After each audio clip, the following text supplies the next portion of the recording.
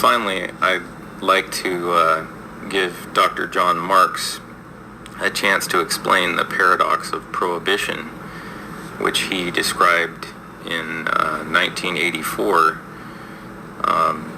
where as you reduce the legal supply, there's a happy medium of social use or medical use that can be achieved by supplying a legal supply. But if you completely prohibit the substance, the actual amount that's available goes right back up, almost as though you were promoting it. Well, good afternoon, ladies and gentlemen. Thank you for asking me here. My name is Dr. John Marks. I'm a fellow of the Royal College of Psychiatrists of England and the Royal College of Psychiatrists of New Zealand. And in the 80s, my practice became well known for prescribing and control drugs to patients. And I went to New Zealand pursuing a similar policy because everybody was surprised by the results. I'm now retired from New Zealand and back in Vienna with Henry. I want to share with you the fruits of a very strange consequence of prohibition. There's a saying in English that the path to hell is paved with good intentions. There's no doubt that the prohibition of alcohol and then of drugs was founded upon good intentions. But many argue now that this has truly led to hell. 20 years ago, Richard Stevenson estimated the economic costs of the drug prohibition imposed upon British society. He arrived at a conservative estimate of £2,000 million per year, ungefähr 3 Milliarden Euro. That could probably have been doubled even then, and certainly the costs have accelerated every year since. These costs of drug-related crime, its detection, legal process, custody, took no account of changed behaviour such as the burglar alarm industry, nor the rocketing price of insurance premiums. This securing of property also drove the target of acquisitive crime to offences against the person to obtain cash for drugs, which explains the well-surveyed public fear of violent crime, especially in our cities, where the sense of safety and community is being destroyed. Well, these are some of the costs that Stevenson estimated. How is this cost of fear to be measured? Politicians indulge in foolish Dutch auctions to see who can be tougher on drugs. But the corruption of police, judges, politicians and government are all inestimable public costs. Despite half a century of prohibition, the number of drug takers has risen by an order of magnitude, so that larger and larger fractions of the population become cavalier with respect to the rule of law. And undermining the rule of law is a priceless loss that has taken Europe 2 millennia to restore since the fall of Rome and Byzantium.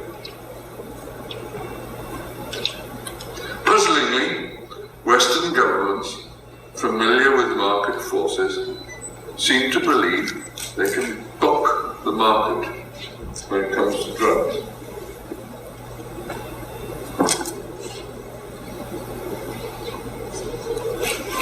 Aldous Huxley noted, humanity at large will probably never be able to dispense with artificial paradises.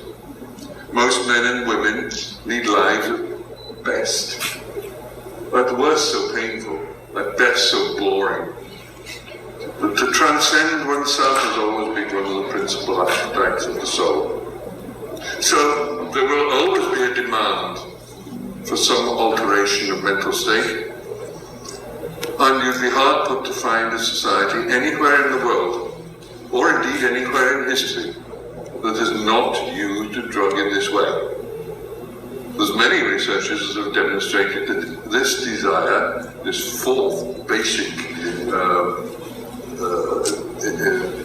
drive, is even found in animals, some animals. And to satisfy this demand, Russell Newcomb quoted the governor of Edinburgh jail, where's an influx of and outflow of people, no system, however secure, can prevent drugs entering the institution. Well, if you can't prevent drugs entering a totalitarian institute, like a totalitarian society, like a jail, what hope have you of banning them in a whole national society? In fact, if you look at the way in which alcohol and other drugs have been controlled, you've got roughly 8 experiments here, free availability of alcohol and drugs before 1870, which is why it said that the fastest way out of Manchester was a bottle of gin. Then between 1820 and 1960, England rationed alcohol with licensing hours and special premises called pubs and so on. And actually, the other drugs were rationed from 1870 to 1960 via doctors. You'll see that since 1960, the UK has diverged in alcohol, that's been heavily promoted, and drugs has been heavily prohibited. So there's a big contrast there and there with alcohol and the other drugs. You'll see 2 further experiments in America. The alcohol prohibition that they ran for 10 years, and the drug prohibition has now been going for about 70 years.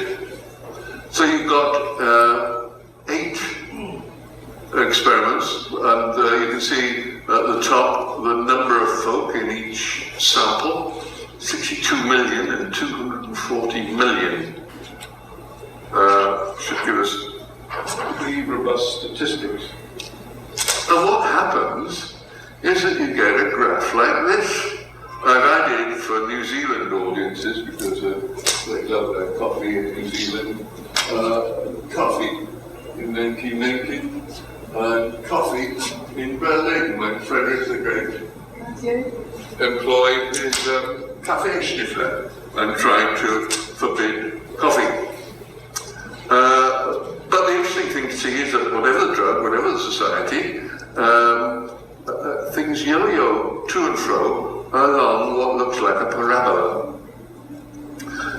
Dutch cannabis consumption has modestly fallen from 1985 to 1990, when they introduced, over the years they introduced coffee shops and loosened up.